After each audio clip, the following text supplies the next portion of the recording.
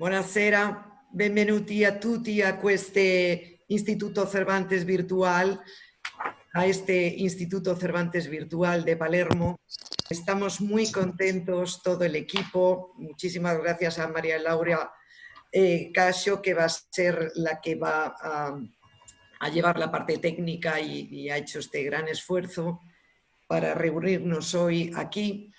Somos más de 300 personas, tenemos aforo completo, todavía nos estaban llegando solicitudes para poder participar en esta conferencia, pero hay una limitación, lamentablemente, pero esta es la primera de un ciclo de conferencias que yo creo que nos va a poder interesar a todos. En primer lugar, agradecer a todos vosotros, a todos ustedes, esta participación en estos momentos tan delicados para todo el mundo, como es esta reclusión que tenemos todos debido al coronavirus. Esperemos que todas las personas que están afectadas, que están hospitalizadas, puedan recuperarse y que muy pronto las cifras de las personas que nos dejan ya sean cero. Así que nuestro homenaje desde el Instituto Cervantes de Palermo a todos los médicos, enfermeros, a todas las fuerzas de seguridad, tanto de España, de Italia y de todo el mundo que están intentando velar por nuestra salud. Así que un homenaje en este sentido. En la figura de Miguel de Cervantes, que siempre sabía, y es un ejemplo ante la adversidad, qué hacer en momentos tan difíciles, porque siempre sacaba esa energía para comenzar de nuevo. Bien, tenemos un invitado excepcional, que voy a hablar yo de él, que voy a decir de José Manuel Lucía Mejías, pues muy breve, porque aparte de ser un hombre del Renacimiento, pero en el siglo XXI y que controla muy bien las nuevas tecnologías desde momentos en los que a la gente le parecía que eso estaba en el futuro, José Manuel ya estaba en ello. Nacido en un lugar que es muy querido para mí, que es Ibiza, y él lo sabe, catedrático de Filología Románica de la Universidad Complutense de Madrid, mi alma mater, la universidad donde yo estudié la carrera, la licenciatura y también donde obtuve el título de doctora en Filología Hispánica. Él es un gran especialista en libros de caballerías, en humanidades digitales, como decía, porque cuando nadie todavía apostaba por la importancia de lo digital, él ya estaba haciendo estos trabajos importantísimos desde la Universidad Complutense. Es vicedecano de Biblioteca, Cultura y Relaciones Internacionales de la Facultad de Filología de Madrid, especialista en la biografía de Cervantes, por eso nos va a hablar hoy de esos 3 libros que ha publicado, que son una obra definitiva ya sobre la biografía de Cervantes. Especialista en iconografía del Quijote, presidente de honor de la Asociación de Cervantistas. Cuando estuvo de presidenta la profesora Caterina Ruta, él tomó el testigo de tan insigne labor que hizo la profesora Ruta durante años, José Manuel Lucía Mejías, y ahora pues es también presidente de honor de esta asociación. Es director de la red de ciudades cervantinas, padrino del Festival Cervantino de Azul en Argentina. No sé si tenemos también participantes desde Argentina. Os saludamos muy cariñosamente desde aquí, desde Palermo. Y una faceta importantísima es la de comisario de exposiciones, cuando fue precisamente las celebraciones del centenario durante el bienio cervantino 2015-2016. Él fue parte de esa comisión nacional, ahí la compartimos en toda la actividad, y fue comisario de la exposición más importante que se hizo en España, en la Biblioteca Nacional Miguel de Cervantes, de la vida al mito. Y también señalaré cómo fue nuestro comisario en la exposición más importante que hizo el Instituto Cervantes para llevarlo por todo el mundo, titulada Quijotes por el mundo, que es la gran labor de todos los Cervantes del mundo, de los 87 centros Cervantes que hay en los 5 continentes.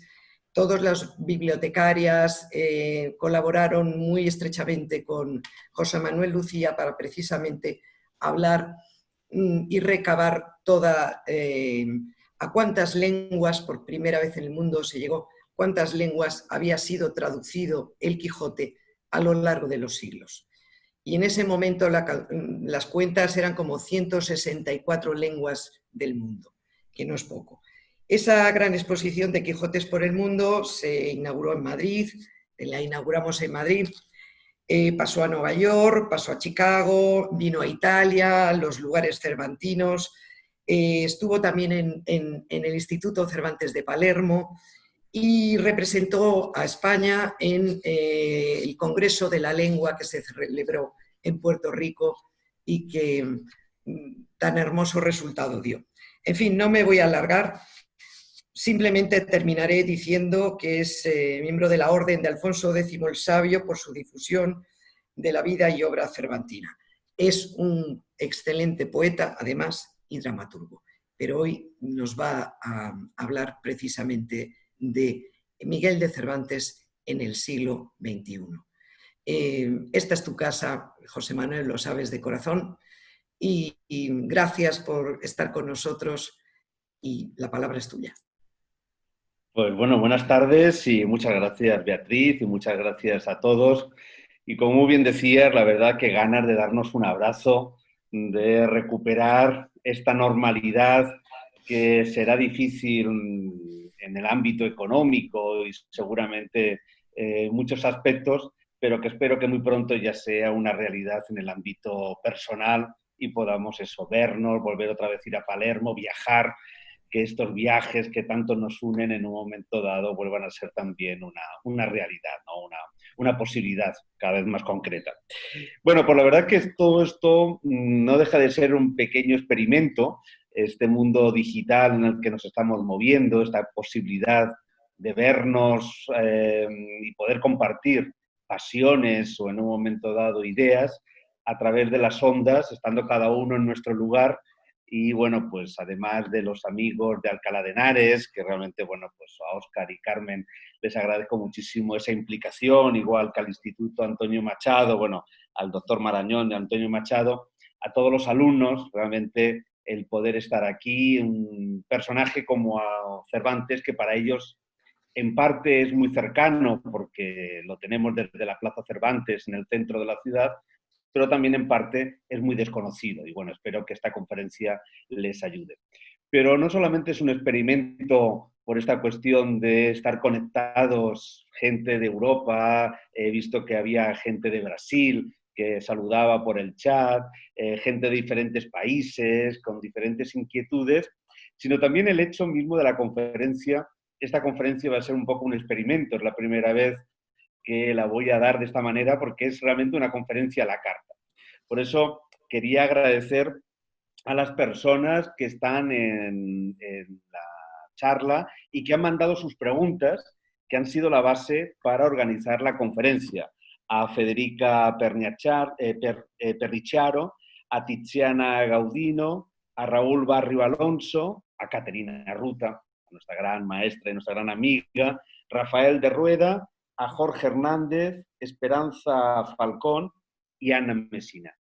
Todos ellos han estado durante esta semana mandando preguntas y sobre esas preguntas pues yo he montado esta conferencia, la carta, intentando de alguna manera contestar a muchas de sus preguntas y espero que también bueno, plantear muchas dudas a todos los que estáis y que espero que podáis preguntar también en el chat e ir de alguna manera respondiendo o, bueno, o planteando las cuestiones, de alguna manera yo quiero plantear.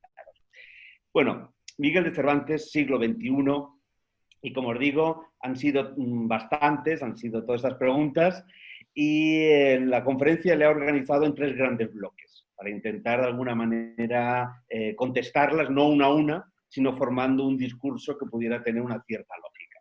Un primer bloque que va a ir, que le he titulado Del mito al hombre, un segundo bloque entre la verdad y la leyenda, y un tercer bloque del hombre al mito. de alguna manera, como ha ido luego viéndose la figura de Cervantes a lo largo del tiempo. Bueno, una de las primeras cuestiones que yo quería plantearos y que es un poco la base de mi publicación, de esta biografía de Cervantes de la que hablaba Beatriz, han sido 10 años trabajando sobre Cervantes y la biografía de Cervantes, y hay una base metodológica que se ha ido de alguna manera creando con esos 10 años de trabajo.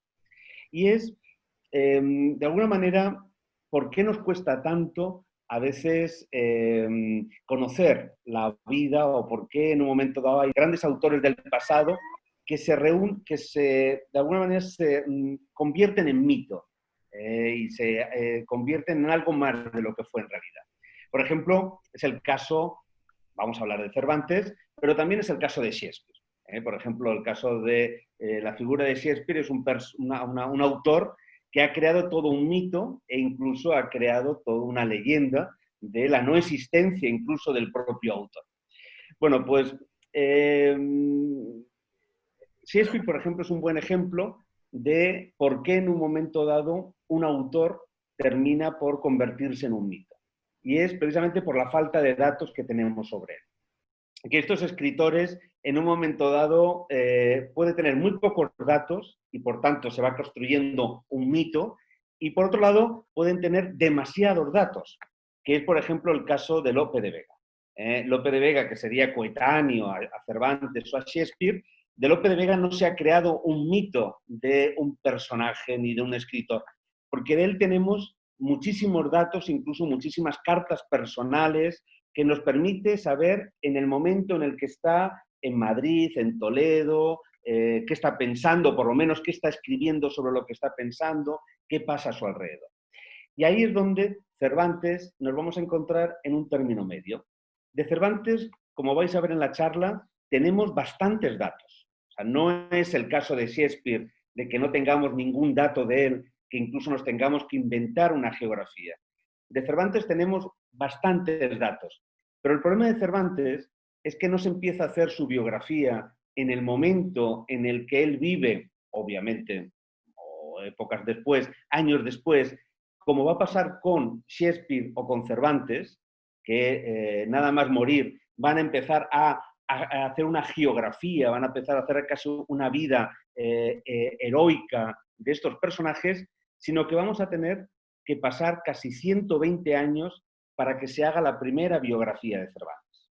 Es decir, la primera biografía de Cervantes es de 1738 y la va a hacer Mayans Siscar, pero a petición de un noble inglés. Es decir, ¿qué es lo que va a interesar en 1738 para que Cervantes tenga su primera biografía? No el hombre Cervantes, no la época del siglo de oro. Lo que interesa es que es el autor del Quijote. Entonces, como es el autor del Quijote, ahí es donde se focaliza toda la atención. Por eso, como vais a ver, muchos de los aspectos que vamos a ver y que habéis preguntado de la biografía de Cervantes, tiene que ver con esa idea de alguna manera mostrar a un Cervantes creador de la mayor obra literaria que más influencia ha tenido en el mundo occidental, pero que al mismo tiempo no tuvo ningún éxito en su época. Es decir, de pronto se está creando una imagen que es la imagen romántica del 18, finales del 18, que va a triunfar en el 19 y de la que inevitablemente nosotros somos herederos. Muchas de las preguntas que habéis hecho hoy ya en el siglo XXI, es decir, han pasado ya 2 siglos de ese siglo XIX, todavía seguimos teniendo una imagen precisamente romántica de un Cervantes triunfador en su literatura, pero un fracasado en su vida. Y en algo que está pasando, como esa idea de que es una época que no le reconoce todo lo que ha hecho. El ejemplo, y uno de los ejemplos que podemos poner, y que me habéis preguntado sobre él, es precisamente su relación con Lope de Vega. Entonces, Lope de Vega sería, y Cervantes, los dos extremos de ese mundo literario, en donde por un lado tendríamos al Lope de Vega escritor, que no deja de triunfar y que muere en el éxito total, en donde hay un reconocimiento de la ciudad de Madrid, de todos los escritores, pero también de todos los lectores que se agolpan a ver sus obras en el Corral de Comedias, pero que también le siguen en la calle, le reconocen y que de alguna manera forma parte del gran panteón literario del siglo XVII, del siglo XVI y del siglo XVII, y frente a él, a ese gran autor, de pronto el otro autor, que es nuestro autor, Cervantes, que sería el fracasado, el que muere sin que nadie le reconozca, el que en un momento dado termina por ser enterrado, incluso casi en el anonimato, ese 23 de abril de 1616. Se odiaban, se querían, ¿qué relación había entre ellos? Bueno, en ese modelo de la mitificación, lo importante es establecer como un enfrentamiento total entre ellos. Realmente como un enfrentamiento, además, en donde se tenga que demostrar la soberbia del ganador frente a esa actitud, digamos, mucho más generosa del perdedor, en este caso Cervantes. Bueno, si nosotros nos metemos en lo que es la época en el siglo de oro, que es la metodología que en un momento dado os planteo, que es no tanto estudiar a los autores como si fueran entes que viven al margen de su mundo, sino precisamente personas que viven dentro de las reglas de su mundo, pero también con esos condicionantes que tienen que tener en su momento.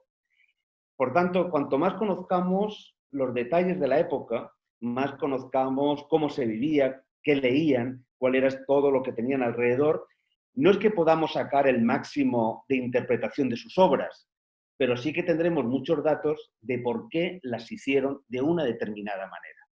Es decir, para mí, el hecho de pensar que podemos estudiar las obras literarias al margen del contexto de su génesis, por más que en su recepción haya tenido 1000 lecturas, me parece un error metodológico que caímos a mediados del siglo XX y que tenemos que recuperar hoy en día.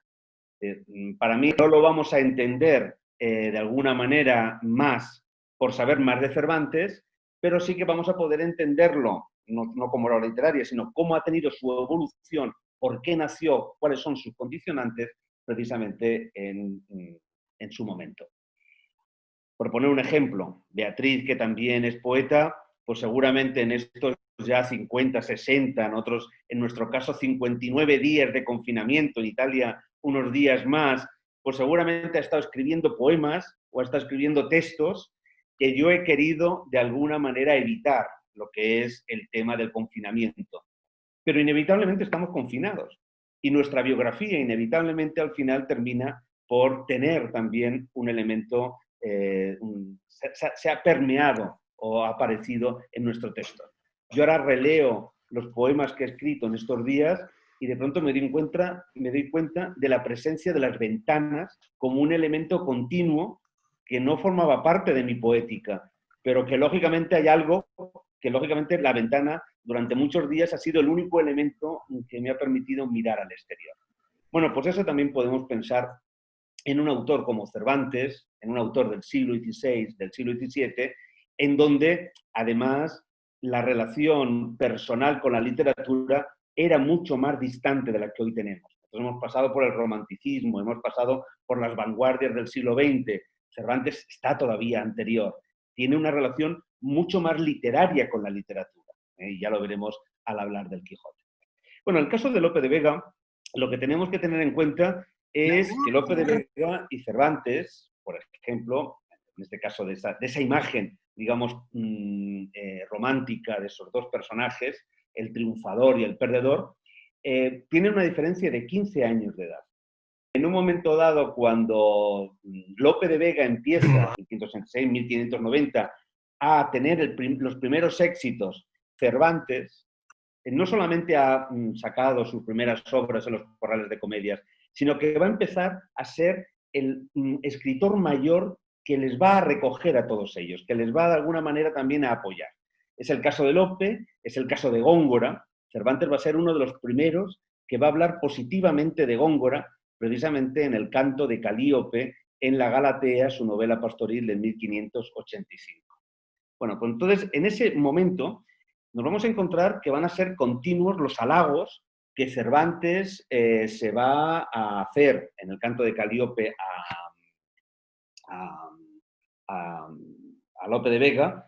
Cervantes le escribe: muestra en un ingenio la experiencia que en años verdes, ya muestra la juventud, que en años verdes y en edad temprana hace su habitación, así la es ciencia, como en la edad madura, antigua y cana. Que lo digo por vos, Lope de Vega. Bueno, por Lope le va a contestar muchísimo en cualquier ocasión que tiene, hablando positivamente de la Galatea, obra en la que se habla muy bien de él, e incluso Cervantes va a escribir poemas laudatorios a obras de Lope de Vega, como en 1602 La Dragontea, o van a coincidir los dos en poemas preliminares de algunas obras importantes, como por ejemplo en un tratado médico de Francisco Díaz en 1588. Es decir, estamos hablando de dos escritores que se están moviendo en un ambiente literario en aquel momento en donde se están reconociendo como grandes escritores. ¿Qué sucede? En 1602 va a pasar algo. Y ese algo va a ser algo biográfico para que se rompa la relación entre Lope y Cervantes. Y sobre todo que Lope entienda que Cervantes se ha comportado de manera negativa con él. Y en ese 1602 lo que vamos a tener es un viaje a Sevilla de Lope de Vega, en donde no va a ser reconocido ni recibido como el gran autor poético, el rey de la poesía, como él esperaba, sino que realmente va a tener muchísimas críticas, incluso varios poemas, varios sonetos que se van a reír de él o van a reírse de esta visita. Bueno, pues en ese momento es cuando nos vamos a encontrar precisamente con los ataques más furibundos de Lope de Vega a Cervantes, que van a ser contestados por Cervantes, ya sea en el Quijote, en la primera parte, como también en un momento dado, luego ya sobre todo en el Quijote de Avellaneda, en la segunda parte.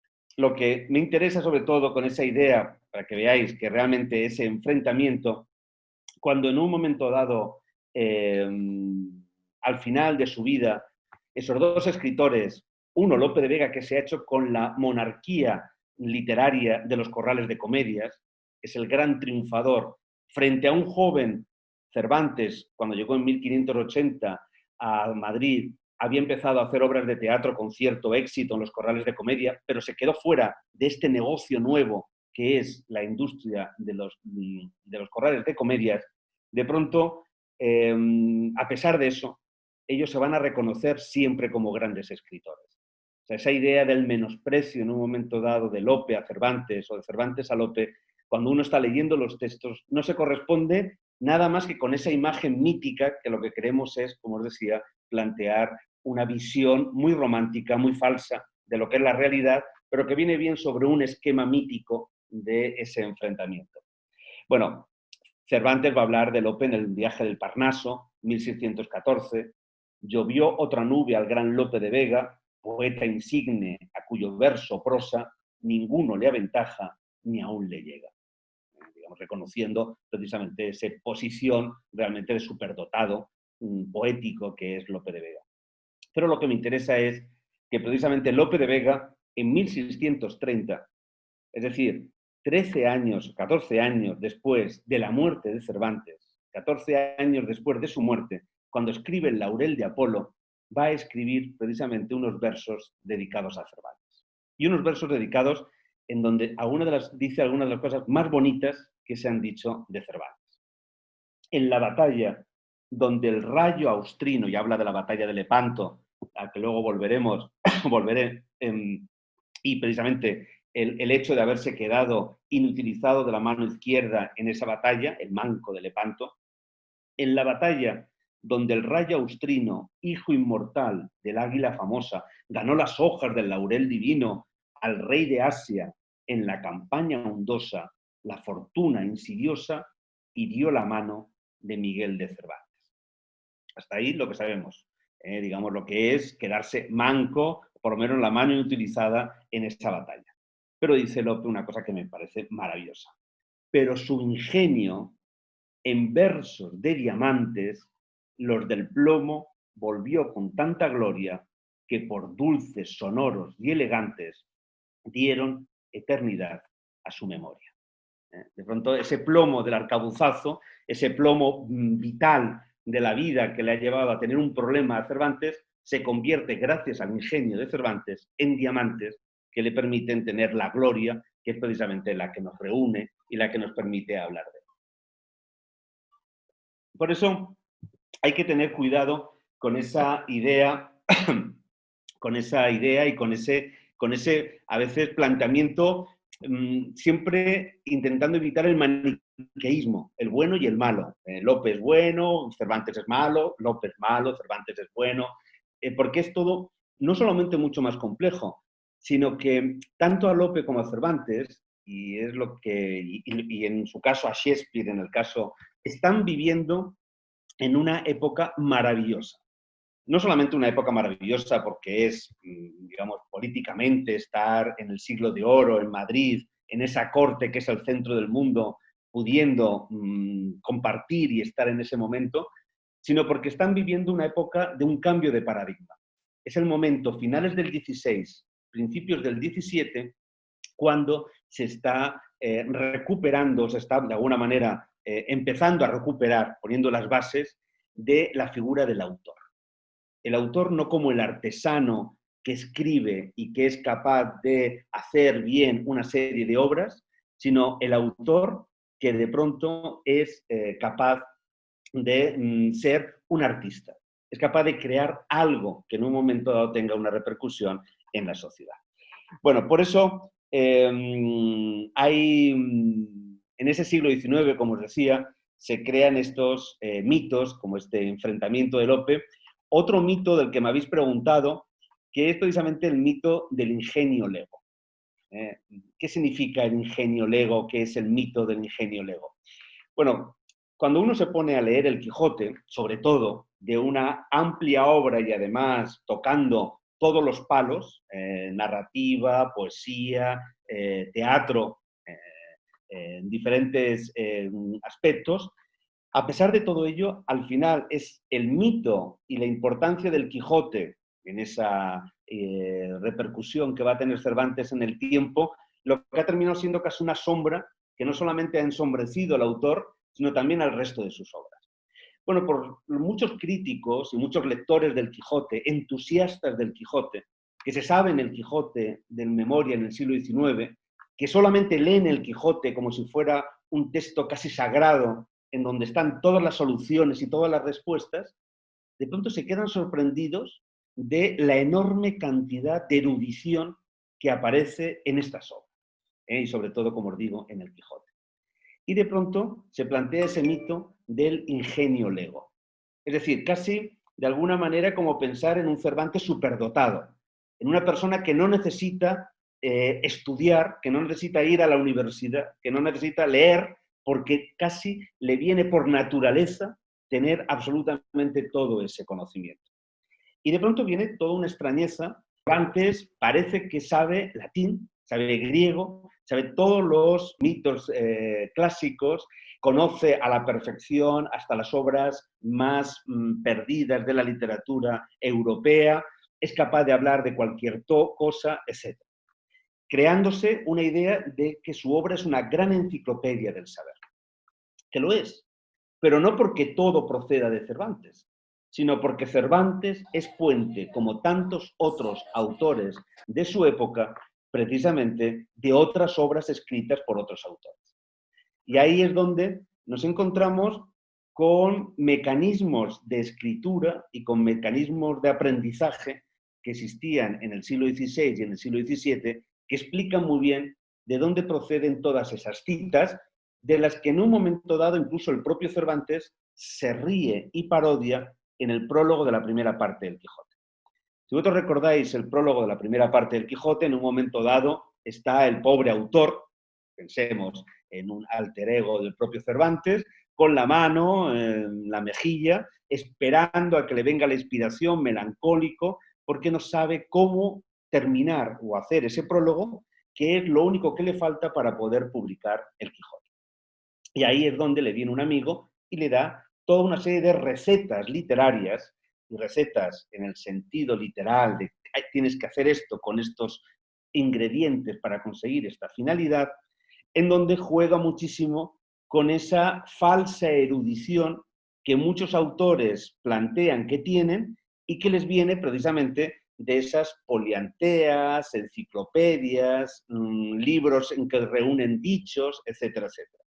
Es decir, es como si nosotros hoy en día nos cogiéramos un libro de la biblioteca en donde se hablara de filosofía y en vez de leernos todo el libro para aprender algo de filosofía, nos vamos a las últimas páginas, al índice de autores o al índice de temas y de pronto buscamos Kant. Y nos dice Kant, la página 58. Y nos vamos a la página 58, encontramos una frase de Kant que nos gusta y la incorporamos a nuestra obra literaria. De tal manera que cualquiera puede pensar qué enorme esfuerzo ha tenido que hacer este autor para poder meter esta cita literaria de Kant, cómo ha podido profundizar cuando nos ha costado 10 minutos porque hemos llegado a ese índice y poner esa obra en el lugar o poner esa cita en el lugar que nosotros queríamos. Bueno, pues eso es lo que hacían muchos escritores que además la manera de aprender la literatura era precisamente aprenderse de memoria e imitar a los grandes autores de la antigüedad. De tal manera que todo lo que es el mundo literario no es algo que esté ajeno a aquel que escribe, sino que forma parte básico de su aprendizaje. Pero ¿qué es lo que sabemos realmente de la enseñanza de lo que aprendió Cervantes? Bueno, nosotros lo que sabemos de Cervantes es que nunca tuvo una enseñanza reglada. Es decir, nunca fue como en el caso de Lope de Vega, que aun siendo hijo de bordador, pudo, gracias a ayuda de mecenas, ir a la universidad. Él nunca fue a la universidad, por tanto, él nunca pasó por todos los escalafones de la enseñanza reglada. Eso, por un lado, podía ser algo negativo, en el sentido de que no tenía acceso a información o materiales o textos o cultura que otros autores, Quevedo, Góngora, Lope, sí que lo tenían. Pero también es verdad que eso le permitió ampliar sus posibilidades de aprendizaje a algo que él decía y que para mí no tengo por qué dudar que eso sea verdad, porque luego se ve en sus obras, que es que leía todos los papeles que se encontraba delante. Él no tuvo una enseñanza reglada, podemos decir que fue un autodidacta. Pero él ¿para qué estudió? ¿O para qué leía? ¿O cuál es su gran interés? Entonces, ahí es donde, como os decía al principio, hay un gran error metodológico a la hora de hacer la biografía de un escritor y sobre todo hacer la biografía de Cervantes, autor del Quijote. Parece que todo lo que hace Cervantes como hombre en su vida cotidiana está pensado para mejorar su labor de escritor. Como si la escritura fuera un oficio, fuera una forma de ganarse la vida. Y realmente, ni en esta época, hoy en día, podríamos decir en el siglo XXI, sea un oficio para la gran mayoría. Es decir, hay gente que vive de la literatura. Del cuento viven muchos, eso lo sabemos, pero de la literatura viven muy pocos. Y estamos hablando del siglo XXI, en donde tenemos una industria cultural universal, aceptada, etcétera, etcétera. En cambio, en aquel momento, imaginaros todo lo contrario. Estamos todavía empezando a poner las primeras bases. Entonces, Cervantes no estudia para ser escritor. No quiere ser escritor como oficio, porque no existe el oficio de escritor. Entonces, ¿de qué puede ganarse la vida? ¿Por qué en un momento dado Cervantes tiene o desea tener unos conocimientos? Bueno, pues dentro del arco de posibilidades que tiene una persona de su estatus social, que no es muy alto, para poder sobrevivir y tener un oficio, uno de los puestos fundamentales es ser escribano, es ser secretario, formar parte de una casa nobiliaria o la casa del rey, o lo máximo, que es ya ser parte de la burocracia de esa monarquía hispánica que se está extendiendo por todo el mundo. Entonces, para ser escribano, para ser secretario de una de estas casas, lo que tiene que tener es, por un lado, un determinado tipo de letra. Una letra específica que, lógicamente, es mucho más difícil de aprender que la redondilla, la básica de la alfabetización que tienen las personas, digamos, más dedicadas a, por ejemplo, el comercio. Y luego tiene que tener unos conocimientos básicos de latín. No tiene que ser un especialista en latín, pero sí tiene unos conocimientos básicos de latín porque eso le va a abrir el ámbito de las figuras retóricas, le va a abrir el ámbito de toda esa cultura que en un momento dado va a ser necesario, ¿para qué? Para poder escribir bien. Porque lógicamente esa escritura no es solamente mecánica, sino también el redactar bien una carta, el ser capaz de convencer según lo que le está diciendo su señor, escribe una carta a tal persona para convencerle de que me venda tal cosa. El señor no le dicta la carta, simplemente le da el tema y él es el que tiene que escribir.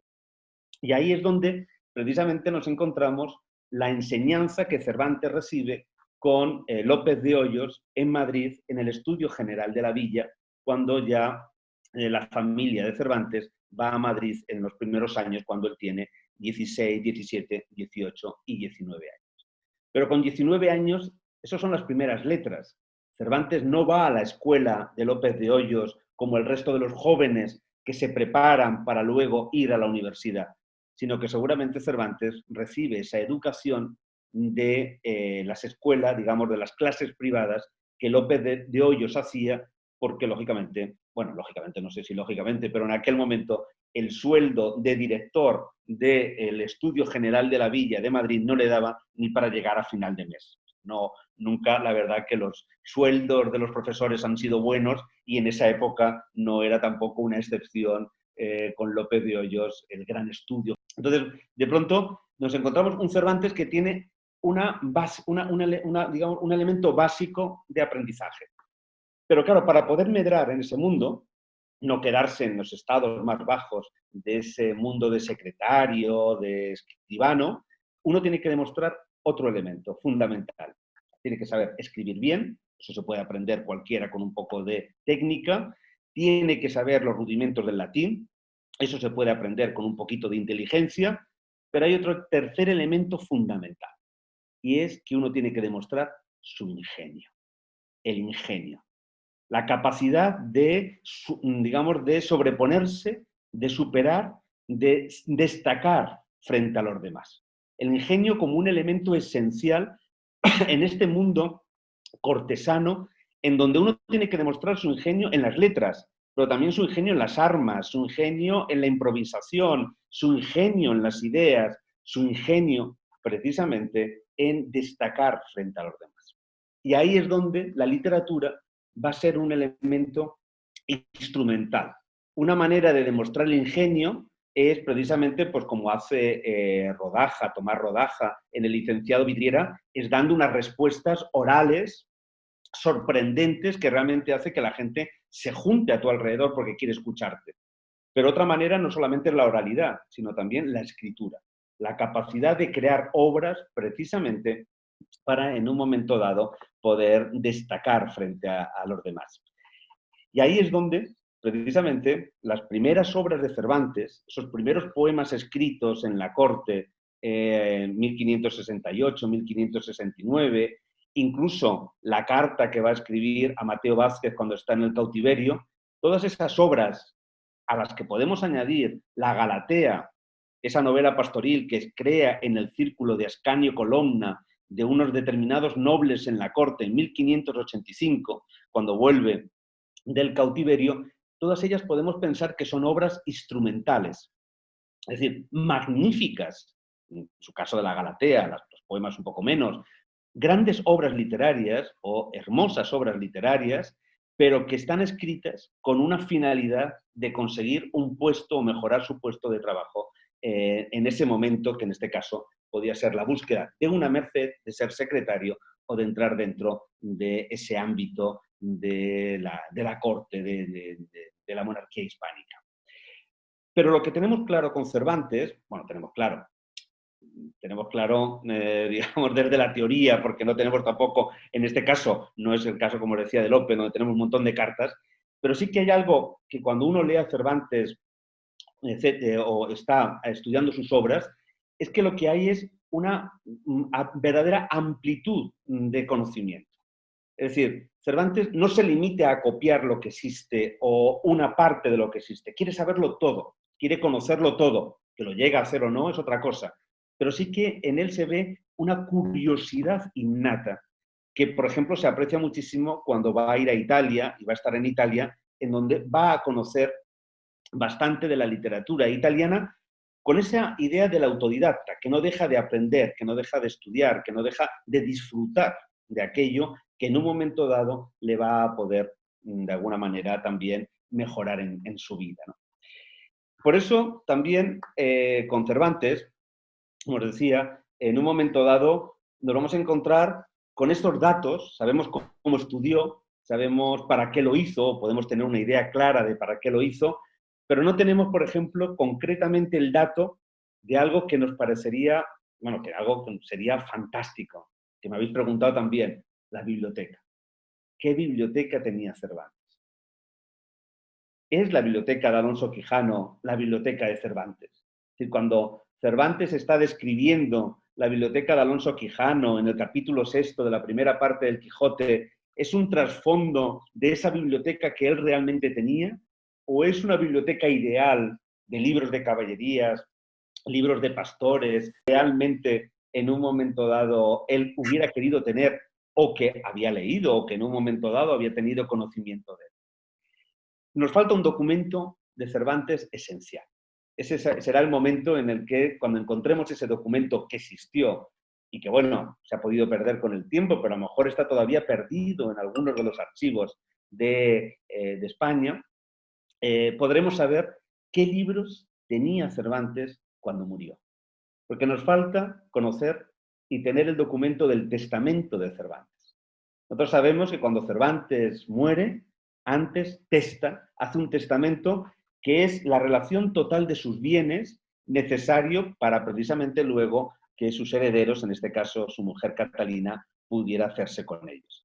Y ahí hubiéramos podido tener el acceso, y cuando lo consigamos tendremos el acceso, de qué libros concretos tenía al final de su vida, qué libros tenía en su biblioteca. Otra cosa es que los leyera. ¿Cuántos libros tenemos también nosotros en nuestras bibliotecas que están ahí? No significa que por poseerlos tengamos la lectura, pero sí que tuviéramos un indicio de, primero, los que él tenía de otros autores, los que él podía tener de sí mismos, etc. Porque al final de cuentas termina siendo un misterio. Como un misterio es también, dentro de las preguntas y dentro de lo que podemos saber de Cervantes, es que nosotros conservamos y cada vez tenemos más documentos sobre Cervantes. Pero la cuestión que ya se planteaba desde el siglo XVIII y no tenemos resuelta es cuántos Migueles de Cervantes hubo en su época. Pues claro, imaginaros lo que es ir a una biblioteca o ir a un archivo, de pronto empezar a ver legajos de documentos y de pronto encontrarnos con una firma o que hablan de un Miguel de Cervantes. Claro, para nosotros ya se ha, digamos, hemos justificado todo el tiempo dedicado precisamente a tanto esfuerzo. Miguel de Cervantes. He encontrado un nuevo documento de Miguel de Cervantes. Pero es que hubo muchos Migueles de Cervantes. Miguel no es un nombre especialmente, digamos, extraño dentro de los nombres de la época, y Cervantes, sobre todo en determinadas zonas de La Mancha, en determinadas zonas de Córdoba, es un apellido bastante común y tenemos bastantes Migueles de Cervantes. Hasta el extremo de que en la batalla de Lepanto, en la que perdió el uso, digamos, total del brazo izquierdo de Cervantes en esa batalla, en 1571, en esa misma batalla, en otro de las galeras que participaron, había otro Miguel de Cervantes. Y lo sabemos precisamente por un documento firmado en Palermo, que manda don Juan de Austria a Felipe II, bueno, manda los secretarios de don Juan de Austria a el Consejo de Guerra de Felipe II, indicando galera por galera los soldados que han sido heridos y que han sobrevivido a la batalla de Lepanto y el dinero que se les ha dado en compensación precisamente de esas heridas. Y de pronto nos llevamos la sorpresa de que en dos galeras diferentes nos vamos a encontrar con dos Migueles de Cervantes. Así que cuando de pronto podamos incluso encontrarnos con un testimonio que nos hable de Miguel de Cervantes que participó en la batalla de Lepanto, pues lógicamente ahí ya parece que tenemos los datos totales, es nuestro Miguel de Cervantes. Pero quizás nos llevamos la sorpresa de que es el otro Miguel de Cervantes, no el que escribió el Quijote, que es el que realmente a nosotros nos interesa. En este sentido, para que veáis la dificultad también de, en un momento dado, trabajar sobre estos datos, que incluso cuando tenemos un documento, que nos parece que el documento es como la prueba irrefutable de que tenemos una verdad delante, de pronto podremos estar leyendo algo que no es Miguel de Cervantes. Por ejemplo, tenemos el documento de esa petición que se hace a los alcaldes de Madrid para apresar a un tal Miguel de Cervantes que ha cometido un duelo y ha herido a Antonio de Sigura, precisamente en Madrid, en los años 60. Bueno, pues ese Miguel de Cervantes puede ser nuestro Miguel de Cervantes. A partir de ese momento no le encontramos en Madrid y le vamos a encontrar en 1569 en Italia, en Roma, precisamente como él dice en la Galatea, siendo camarero del cardenal Acquaviva. Bueno, ese puede ser nuestro Miguel de Cervantes, pero también puede ser otro Miguel de Cervantes que haya tenido un duelo y que realmente no sea la causa que lleve a Miguel de Cervantes a abandonar Madrid y a ir a Italia en los años 60. Así que, como veis, la verdad que es bastante complejo todo este mundo. Y eso me lleva a otra de las preguntas que habéis hecho algunos, y es hasta qué punto lo que se cuenta o lo que cuenta Cervantes de sí mismo es verdad. Es decir, hasta qué punto lo que sabemos de Cervantes en la batalla de Lepanto o lo que sabemos de Cervantes en Argel, en sus 5 años de cautiverios, realmente es lo que realmente sucedió.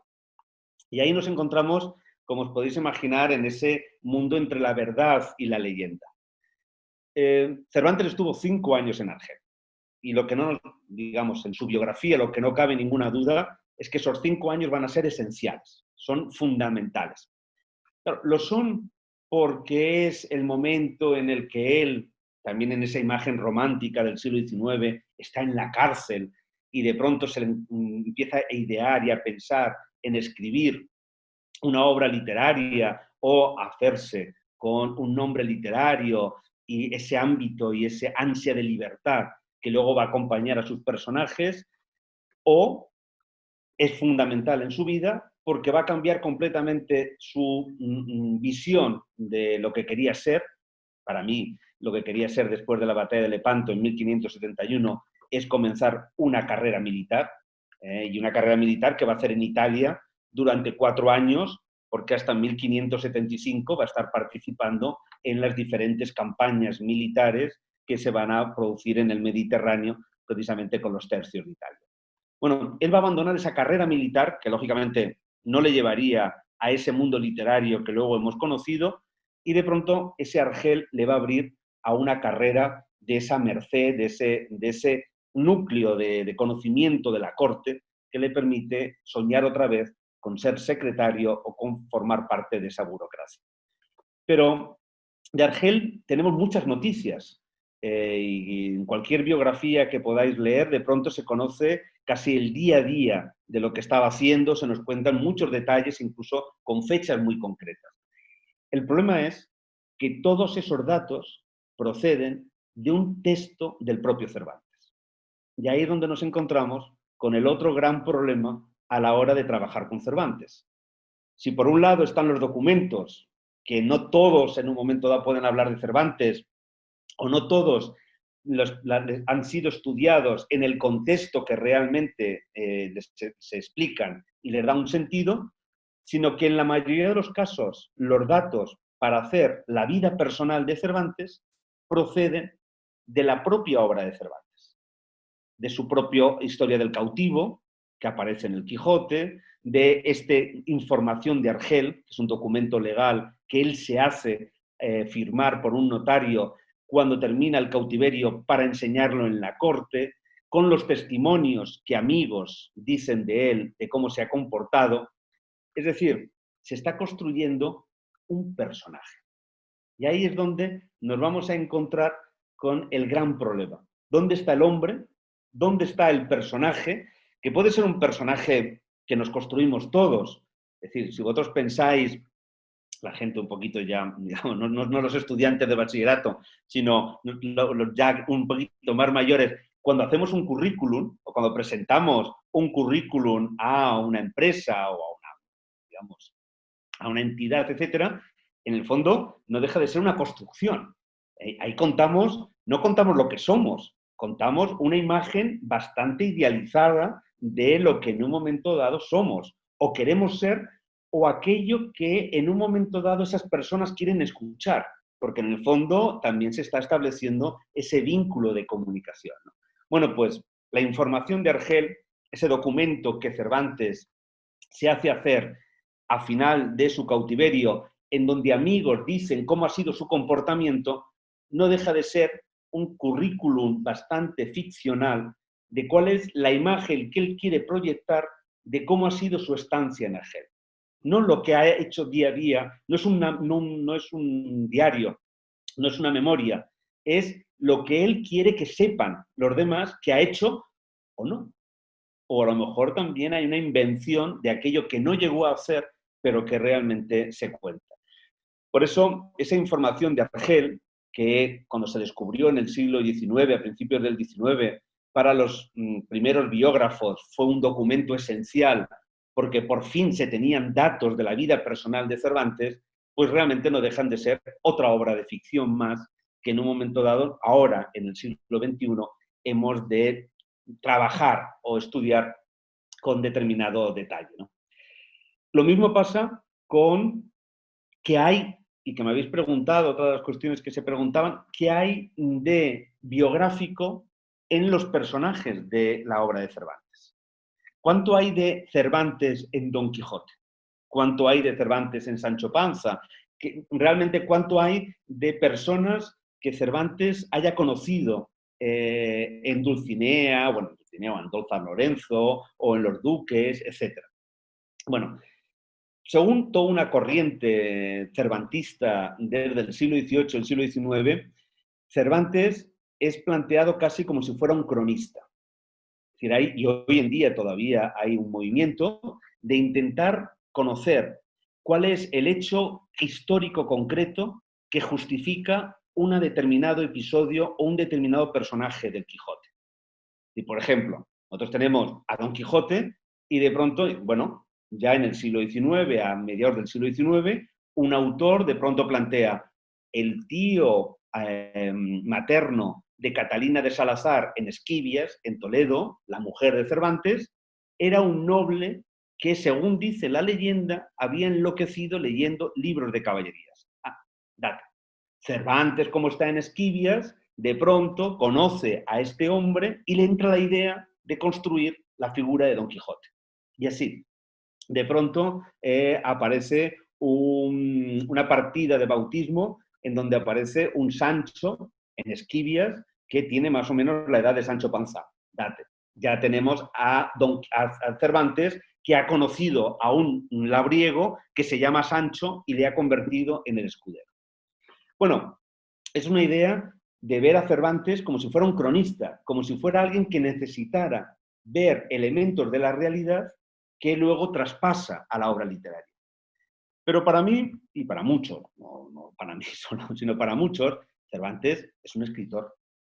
Y como un escritor no necesita tener un elemento de la realidad para traspasarlo a la literatura, sino que tiene, por un lado, unas capacidades de creación y sobre todo algo fundamental, tiene lecturas. Y eso es lo que muchas veces a muchos de estos cervantistas se les olvida, porque no las tienen. No han leído los libros de caballerías, que sí que han leído Cervantes y sí que leían sus lectores, los lectores del Quijote. No han leído muchísimas obras clásicas que eran habituales, conocidas e incluso popularizadas. No han leído todo ese enorme corpus de imaginación que es el caldo de cultivo precisamente de la construcción de estas obras. ¿Qué es lo que hace Cervantes si nos pensamos un poquito en el Quijote? Va a hacer un libro de caballerías. O sea, como estructura narrativa tiene la misma forma de un libro de caballerías. Y un lector de aquella época lo podría identificar claramente. Pero Cervantes sí que va a incorporar un elemento de su biografía o un elemento de la biografía de los lectores de la época. Y es que va a hacer un pequeño cambio, un minúsculo cambio al inicio del Quijote. Pero claro, como todos los pequeños cambios pueden ser revolucionarios y terminan siendo algo completamente grandioso y creador de algo completamente nuevo. ¿Cuál es ese pequeño cambio?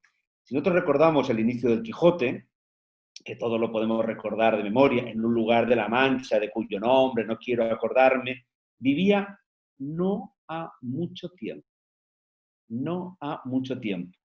Ese cambio temporal tan pequeño, es decir, lo que usted va a leer está en la misma época y en el mismo momento cronológico de el que está viviendo. No hay una gran transposición.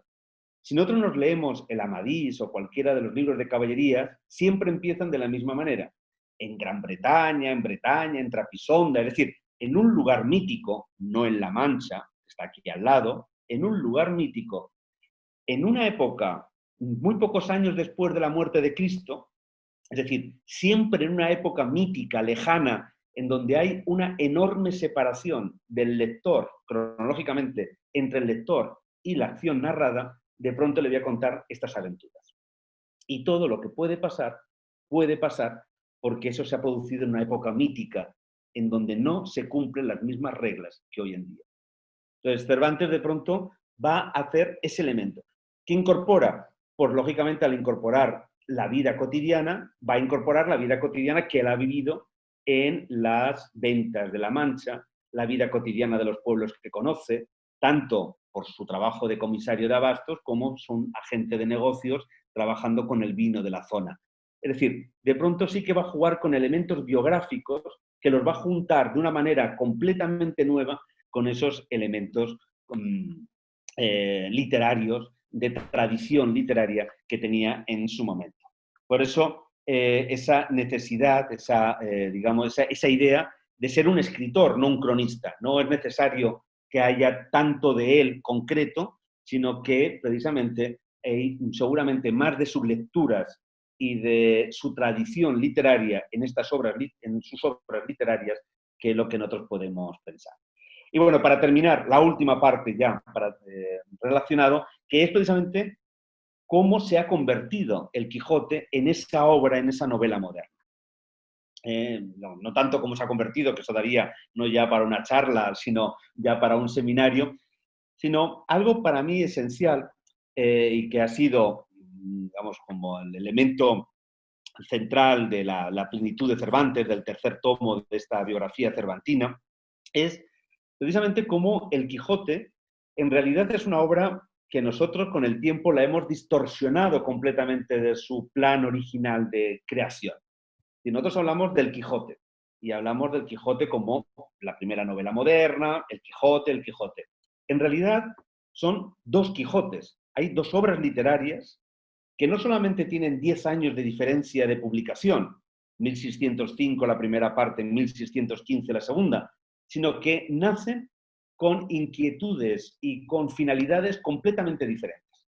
Y eso hace que también como obras literarias tengan el mismo protagonista, Don Quijote, Sancho Panza, a partir de la segunda salida, pero en realidad la función, la finalidad de esa obra sea completamente diversa.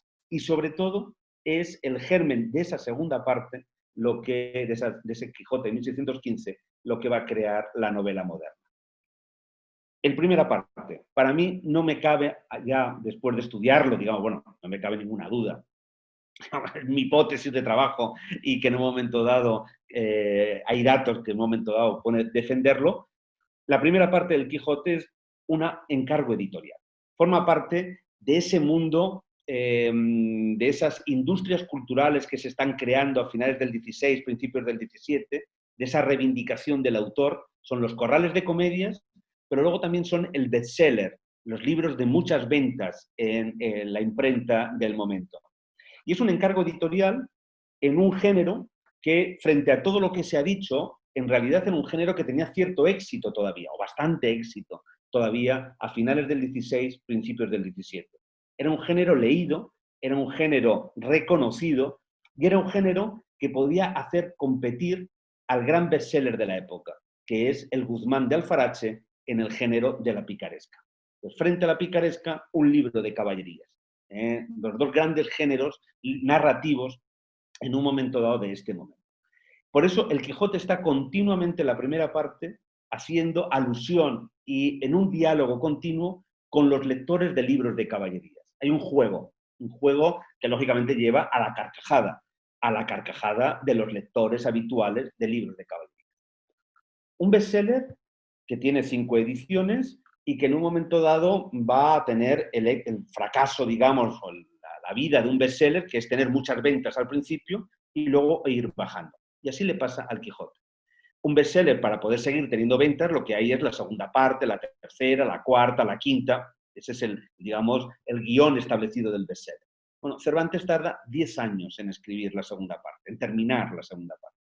Pero es que tarda 10 años porque en 1614 Fernández de Avellaneda va a escribir el Quijote apócrifo.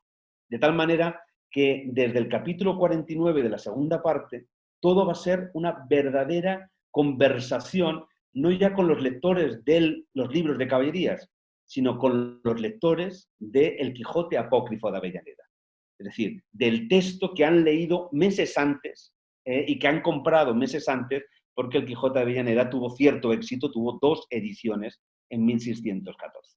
Y ahí es donde está, de pronto, las mayores de las locuras narrativas, podemos decir, desde el ámbito caballeresco, pero las mayores genialidades narrativas de Cervantes. La capacidad de meter el texto dentro del texto, de jugar con él, de jugar con los lectores e incluso de jugar con los personajes. Ese Álvaro Tarfe, protagonista del Quijote de Avellaneda, que termina siendo personaje del Quijote de Cervantes para demostrar que el Quijote de Avellaneda es falso cuando los dos son igual de falsos, igual de verdaderos, porque los dos son ficción, forman parte del mismo universo. Pero de pronto hay una ficción verdadera y una ficción falsa. Y todo eso es lo que los escritores ingleses del 18 van a recuperar también como un elemento esencial de este nuevo modelo de narrativa, que es lo que hemos llamado la narrativa moderna, en donde va a haber unos cambios fundamentales. Pero más allá de cualquier detalle, etcétera, hay un elemento esencial en ese Quijote 2 que va a ser el elemento de nuestra construcción de la narrativa. Y es que el personaje tiene voluntad. Eso nunca se había hecho. ¿Cuándo tiene voluntad? Cuando en un momento dado, en la primera parte del Quijote, termina diciendo que en los anales de la Mancha se cuenta que Don Quijote había ido a las justas de Zaragoza y que allí le habían pasado 1000 aventuras. En la segunda parte, Don Quijote va a las justas de Zaragoza, pero en el camino se encuentra con 2 caballeros que están leyendo el Quijote apócrifo, donde se cuenta que Don Quijote ha ido a las justas de Zaragoza. Y de pronto el personaje de Don Quijote, no el narrador, sino el personaje de Don Quijote, dice, eso es falso. Yo nunca he estado todavía, o sea, no he ido todavía a Zaragoza.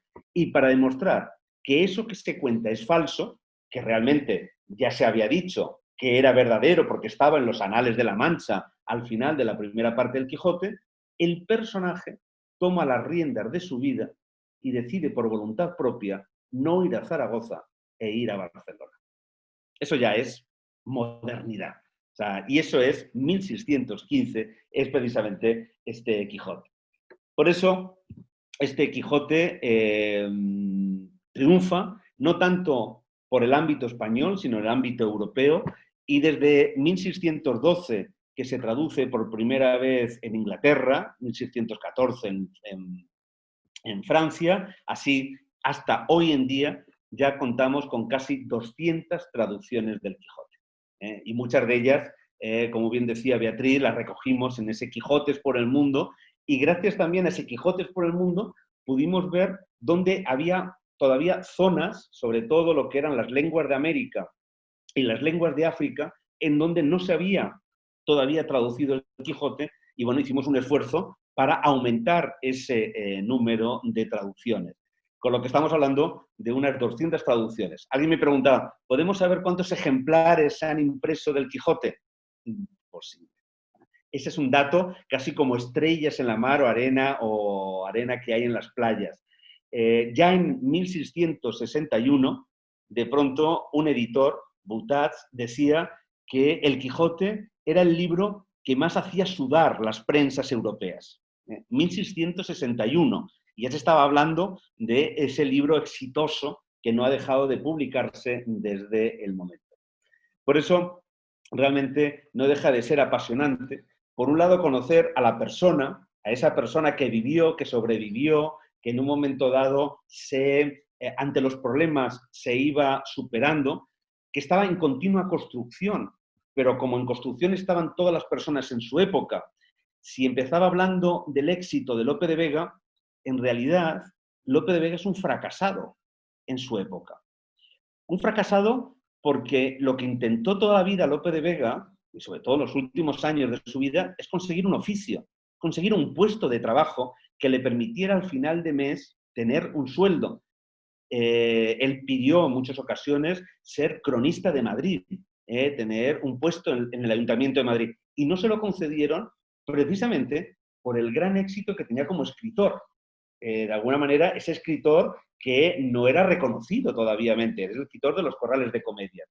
Y en un momento dado, Lope de Vega dice en una carta al duque de Sesa, gracias a ese digamos, correspondencia que mantiene con su mentor, le dice en un momento dado que le pide disculpas por no le ha copiado unos romances que le lleva ya pidiendo en varias ocasiones, porque él se tiene que levantar a las 5 de la mañana para poder escribir, porque si no escribe y no entrega a las 8 la comedia, no le van a pagar y no va a poder pagar las deudas que tiene. Y en un momento dado dice una expresión que me parece maravillosa. Le dice, para mí, las musas no son esas mujeres maravillosas que vienen a ayudarme en la escritura. Para mí las musas son rameras, a las que me tengo que en un momento dado ocupar para en un momento dado poder vivir y seguir viviendo. Bueno, pues ese es Lope de Vega, el triunfador aparentemente, pero que está en el centro del poder. Está en un momento dado dando voz a aquellos que tienen el poder y por tanto no se puede mover de ese centro.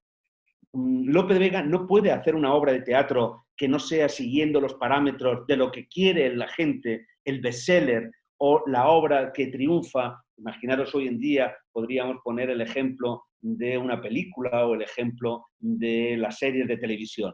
Si hay una fórmula, yo no puedo cambiar la fórmula porque me la van a exigir, porque para eso me lo pagan.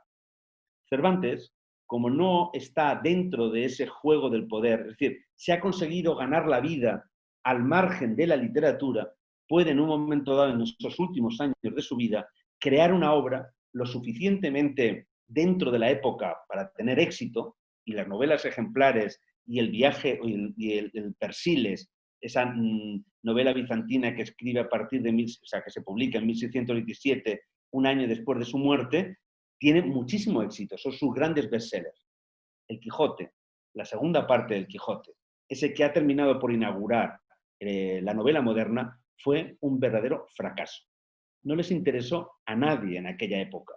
En 1623, 8 años después de su publicación, cuando muere Francisco de Robles, el editor que había financiado la obra, todavía conserva en su librería 362 ejemplares de la segunda parte del Quijote. 8 años después no se había vendido ni la primera edición de esa segunda parte. Bueno, esa también es una gran enseñanza que en el fondo nos puede dar Cervantes en el siglo XXI, que es que una cosa es la realidad aparente, la realidad cercana, eso que parece que hemos o no conseguido, porque seguramente Cervantes murió pensando que aquello que en un momento dado había hecho, él pensaba que le iba a dar la fama, sobre todo ese Persiles, y al final ha terminado siendo esa obra menor que nadie en su época comprendió, que fue un diálogo muy cercano a un autor y a su círculo, seguramente vinculado a Lope de Vega, como es Fernando de Avellaneda, Fernández de Avellaneda, el autor del Quijote apócrifo, que en un momento dado esa obra menor ha terminado por ser el baluarte, la piedra fundacional de la forma que tenemos de entender la novela. Por eso los interrogantes siguen ahí, en muchos casos les damos vueltas para poder comprenderlos, pero solamente viendo cómo en un momento dado se vivía en aquella época, cuáles eran las reglas y cuáles eran las características, podemos en un momento dado tener los conocimientos y las bases para seguir avanzando en el conocimiento, en el saber un poquito más de Cervantes y sobre todo en seguir disfrutando y leyendo de esas obras que 400 años después y 400 y pico años después todavía nos siguen fascinando.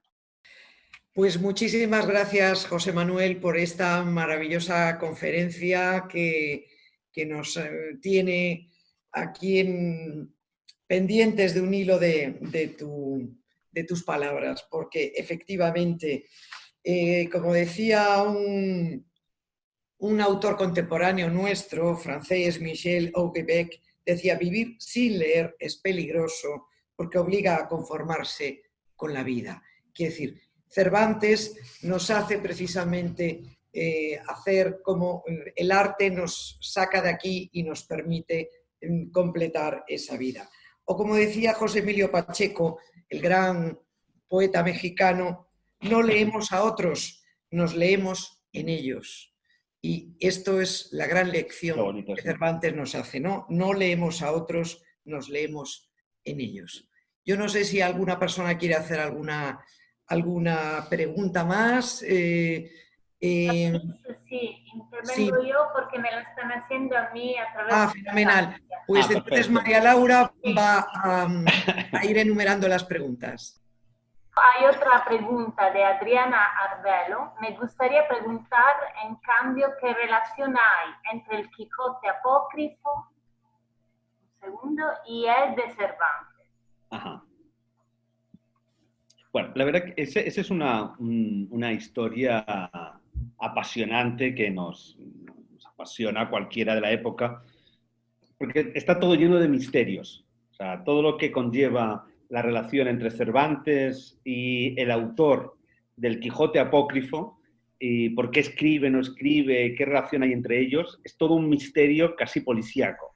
Bueno, porque realmente en la lógica del bestseller, lo que es normal, y le va a pasar al Guzmán de Alfarache, y le va a pasar al Lazarillo, es que lo normal hubiera sido que en 1606 o en 1607 hubiera aparecido una segunda parte del Quijote.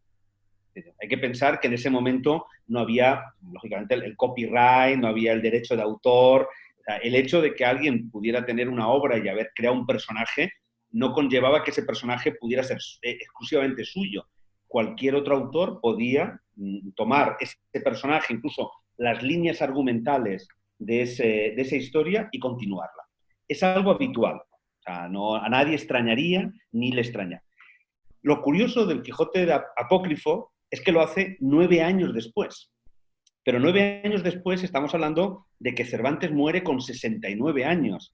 Estamos hablando de que Cervantes tiene 67 años. O sea, estamos hablando ya de una edad que incluso podría haber muerto Cervantes antes de haber visto ese Quijote, que lógicamente si él hubiera muerto no hubiera aparecido. Entonces, ¿por qué 9 años después de pronto alguien decide hacer esa continuación cuando ya nadie estaba esperando la segunda parte del Quijote? Por lo menos ya no lo estaban esperando de la misma manera que lo hubieran podido esperar en 1606 o en 1607. Y digamos, la demostración, como os decía, es que hay 2 ediciones en 1614, pero nada más. O sea, no hay 5, no hay 6. Del Guzmán de Alfarache va a haber 20 y tantas ediciones en la época. De las novelas ejemplares, 13. Del Persiles, casi 20. O sea, 2 no es nada, ¿no? Entonces, ¿por qué 9 años después? Y luego, ¿por qué de pronto Cervantes deja de terminar el Persiles, que lo está escribiendo, que es la obra en donde él tiene cifrado que va a tener el gran éxito, y lo va a tener, su obra de más éxito en la época, o sea, por encima de la primera parte del Quijote? ¿Por qué deja de escribir el Quijote, el Persiles, y se pone a terminar el Quijote de Avellaneda, sabiendo que el tiempo juega en su contra por la edad que tiene y por los achaques que tiene de enfermedad, ¿no? Entonces, todo un misterio que está ahí. Lo que está claro es que el autor del Quijote de Avellaneda era un gran lector del Quijote. O sea, se sabía la primera parte del Quijote, la conocía muy bien, la admiraba mucho, no al autor, pero sí el Quijote y la obra, y que Cervantes leyó muy bien el Quijote de Avellaneda. Y muchos de los episodios y algunos de los aspectos hay una mutua influencia recíproca. Esa idea que hace también muy bien Cervantes, porque Cervantes era maravilloso, o sea, como amigo debía ser maravilloso, pero como enemigo debía ser lo mejor, o sea, porque era tremendo. El hecho de esa imagen en que Quijote ojea simplemente las páginas como en un acto despectivo y ya simplemente ojeando, ya he leído todo lo que tenía que leer de la obra. Se nos ha quedado como una imagen del propio Cervantes leyendo el Quijote apócrifo. Y no, o sea, él lo leyó muy bien, aprendió también muchas cosas de él, y es un libro de caballerías, el Quijote apócrifo es un libro de caballerías que está muy bien. O sea, está muy bien escrito, no es un mal libro. El problema es que es un libro de su época. No consigue dar el salto, que es precisamente la segunda parte del Quijote, porque es también el salto en donde nosotros nos hemos instalado. Cualquier lector actual del Quijote de Avellaneda, que tenga un poco ganas de leerse el Quijote de Avellaneda, incluso el estudioso, hasta la página 100, 100 y algo, oye, esto está muy bien escrito, pero a partir de ahí, ¿qué nos vamos a encontrar? La repetición continua de los episodios y de las acciones, porque los personajes no tienen voluntad. Es decir, los personajes no pueden cambiar lo que va a suceder, están predestinados ya precisamente desde las primeras páginas. Entonces hay una relación muy estrecha entre ellas, pero sobre todo hay un misterio. Y un misterio maravilloso que Cervantes va a potenciar, y es que no sabemos quién es el autor de El Quijote apócrifo. Se queda, o sea, sale como seudónimo, que también es extraño, porque realmente, como os digo, en aquella época se podía haber publicado con el nombre del autor, pero él lo saca en apócrifo, y yo estoy convencido, como muchos, que Cervantes sabía muy bien quién estaba detrás de ese nombre y le condenó al completo anonimato, que es la peor ofensa que uno le puede hacer precisamente a un escritor. Luego hay otra pregunta desde Mario Millanes. Precisamente, bueno, él tiene dos preguntas. Quería saber por qué fue tan importante la influencia del Quijote en la novela inglesa. Y luego, si nos podrías dar algún ejemplo del influjo de Cervantes en la literatura actual. Bueno, la importancia, digamos, cuál fue, en el siglo XVIII, desde Inglaterra, pero también desde Francia, en diferentes lugares, estaban intentando encontrar un camino de evolución de la novela. La novela es un género que no tiene tradición clásica. Aristóteles no habla de la novela. Entonces, es un género que le permite en un momento dado cierta experimentación. Y estaban buscando unos modelos. Dentro de esas posibilidades se abrieron varias líneas. Una de ellas fue precisamente lo que les daba Cervantes, que para ellos era algo fundamental, que era una obra que era una sátira moral. Es decir, la novela era una obra que te divertía en su lectura, pero que al mismo tiempo te permitía criticar, hacer una crítica o mejorar la sociedad en un determinado aspecto. Entonces, claro, para poder hacer esa lectura, ya no es la lectura que había tenido el Quijote antes de una novela de risa, de la que uno se carcajea y luego se olvida, de esa comedia facilona que uno ve en la televisión o ve al cine y luego a los 2 días no sabe de qué ha visto, simplemente que se lo ha pasado muy bien.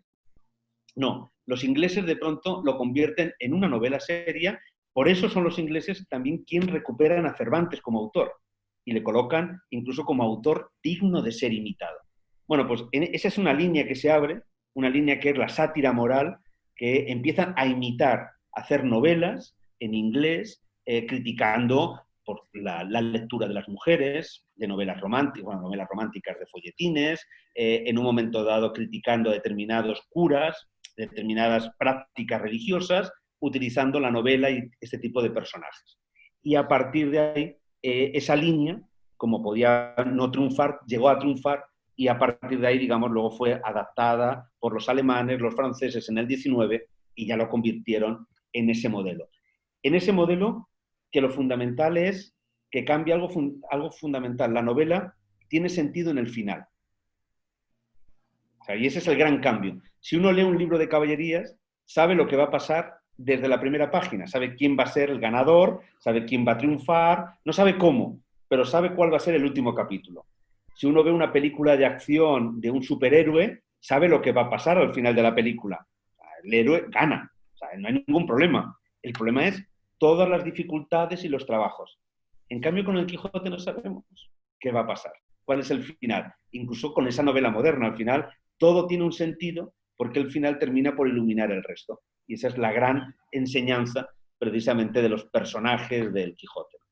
Y en ese sentido, hoy en día, más que una cuestión narrativa, de influencia, que decía, la influencia en la literatura actual, sobre todo es que sigue siendo un ejemplo para escritores de ese juego continuo que hace la literatura entre la realidad y la ficción.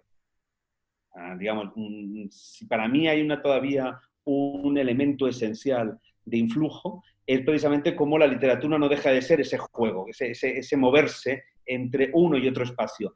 Y ahí muchos escritores siguen aprendiendo y siguen disfrutando y siguen teniendo el Quijote como un elemento esencial. Luego una última curiosidad porque creo que ya hemos acabado con el tiempo.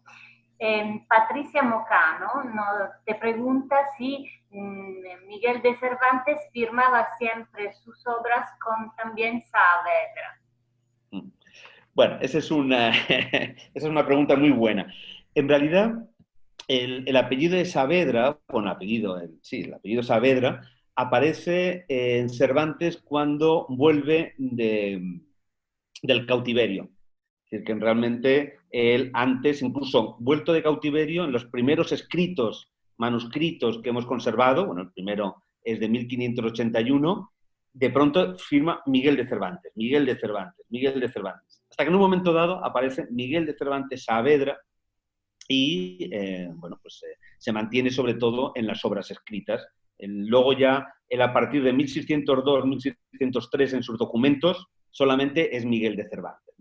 Entonces, siempre ha habido la cuestión de dónde procedía este Saavedra, porque nadie de su familia, digamos, ni su madre, ni su padre, ninguno tenía ese apellido, ¿no? Entonces, se han buscado diferentes soluciones a lo largo del tiempo, y a mí la que más me convence es una que planteó Luce López Baral, que es catedrática de literatura de Puerto Rico, que en un momento dado le comentaron en un congreso en Argelia, precisamente, que la raíz del argelino, del árabe argelino del momento, saber significaba precisamente tullido. De tal manera que en un momento dado ese Saavedra, digamos, luego actualizado a un apellido con cierto raigambre del norte y de Galicia, digamos, del norte de España, de pronto lo que le vendría a decir le llamaban así, tú Saavedra, el tal Saavedra sería tú el tullido. Y eso muy cervantino, de pronto lo que era el insulto que él recibía, o el insulto, la forma de reconocerle precisamente dentro del baño de Argel, terminaba por, en un momento dado, él convertirlo en un apellido que fonéticamente es muy parecido a un apellido de cierto, como decía, cierto raigambre en el norte de España, ¿no? Entonces es darle la vuelta precisamente a ese elemento, como en un momento dado Lope de Vega termina siendo Lope de Vega Carpio. Entonces, él recupera ese Carpio y se hace parte, digamos, de una tradición que no le pertenece para nada, de linaje, jugando en este caso sí con una pretensión de, digamos, de alguna manera, enaltecerse como escritor. El Cervantes es más un juego, seguramente un juego que tiene que ver con ese apodo que termina siendo apellido y que realmente aparece siempre en sus obras impresas, pero que en sus documentos aparece solamente en muy pocos momentos. No sé si nos da tiempo una última pregunta, te la hago de parte de Giuseppina, que te pregunta si la literatura italiana hubo alguna influencia en las obras de Cervantes. Bueno, sí, es una de las cuestiones que teníamos ahí planteadas. Realmente, cuando Cervantes llega a Italia, en el 68, 69, hasta el 75, el tiempo que está en Italia, pues lógicamente las relaciones literarias y la comunicación literaria con Italia en Madrid es continua, para él va a ser esencial. O sea, digamos, realmente, literariamente, seguramente llegó a conocer obras que no hubiera conocido estando en España y, sobre todo, llegó no tanto a conocer a los autores, pues estaba en los tercios, no era una persona que pudiera moverse tranquilamente por las ciudades, pero sí que en los tercios podía estar con capitanes, bueno, y con soldados, que en un momento dado pudieran tener esa comunicación. Y luego en Argel, lógicamente, hay veneziano, bueno, que hay Caterina Ruta, que lo ha estudiado muy bien, a veneziano, su relación precisamente con ese autor siciliano y relación que tenía.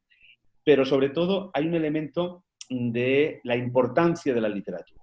Y eso, digamos, si en un momento dado Argel va a ser fundamental en la biografía de Cervantes, su estancia en Italia fue también un elemento esencial y los grandes autores, él en un momento dado, Tasso, Ariosto, sobre todo Ariosto, lo va a leer seguramente y bueno, en un momento dado aparece incluso citado al final del Quijote. Hay toda una serie de guiños que tienen que ver mucho con esa literatura, no solamente en el Quijote, sino que lo vamos a ver en las novelas ejemplares y sobre todo en el Persiles. Hay una verdadera influencia muy importante que muestra también el gran influjo mutuo y recíproco que había en donde en esa monarquía hispánica realmente todos los territorios estaban interconectados unos con otros.